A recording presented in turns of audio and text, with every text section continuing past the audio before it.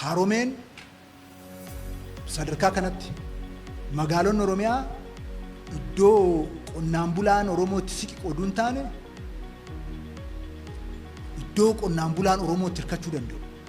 Amma magaalaan narra bahee amman jireenya dhabaa jedhee kan itti yaadda oduun taane iddoo qonnaan bulaan keenya aaratti galfatu baga magaalaan naa dhufe akka jedhu waggaa salganarraa yeroo daangaan Finfinnee fi godina addaa yeroo sana innaa hojjechuudhaaf yeroo yaalamu jijjiiramaan dura qe'ee tokko keessatti namni 4-5 of ajjeese jira.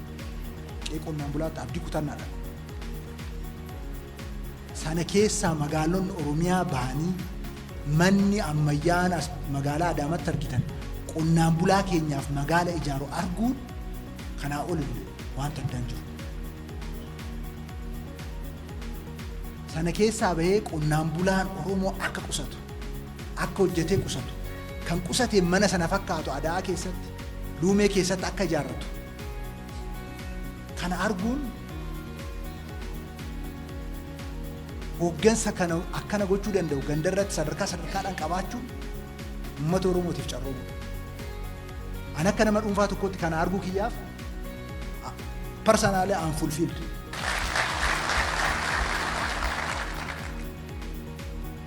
Ani abdiin akkanaa Oromootti waggaa gabaabaa ammanaa keessatti in uumama jedhee yaadeen beeku.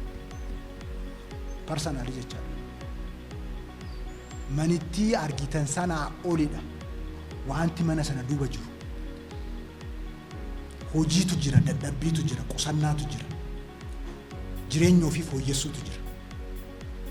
Ijoollee isaatti abdii haaraa saaqutu jira. Dhimmoota sila jenne, poteenshaalota sila jenne sana jireenyatti jijjiirutu jira. Hooggansi kun magaalaa bakka irraa baqatamu duun taane bakka itti baqatamu hooggansi kun gochuudhaan ol boqonnaan milkaa'inaa boqonnaan haaraan hin jiru jechuudha.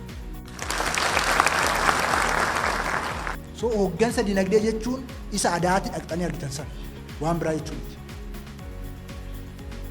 Waggaa 2-3 mana isaa ijaarseen fixa kan jedhu sun achitti qocarraa hojiitu uumamaa jira, achitti industiriitu uumamaa jira, achitti tiraaktaratu qe'ee keessatti dhaabbachuudhaaf deemaa jira, piikaappitu dhaabbachuudhaaf deemaa jira, waa hunda ta'uudhaaf deemaa jira. Kana gochuu danda'u jechuudha. Kana Oromoodhaaf hoogoonee fi waa hundi hin dhumatu. Waan amma akkanatti argine kana immoo gochuu dandeenya.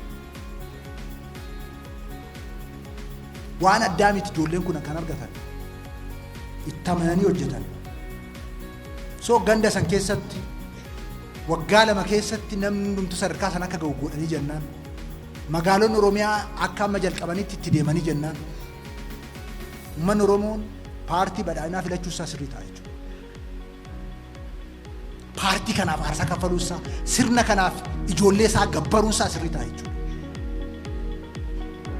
Kabaja garee wayitiif, kabaja nama dhuunfaa wayitiif, kabaja qaama wayitiif oduun taane kabaja Oromootiif ta'uu isaa gaafas mul'ata jechuudha. Kanammoo hooggansi keenya akka gochuu danda'u agarsiisee jira.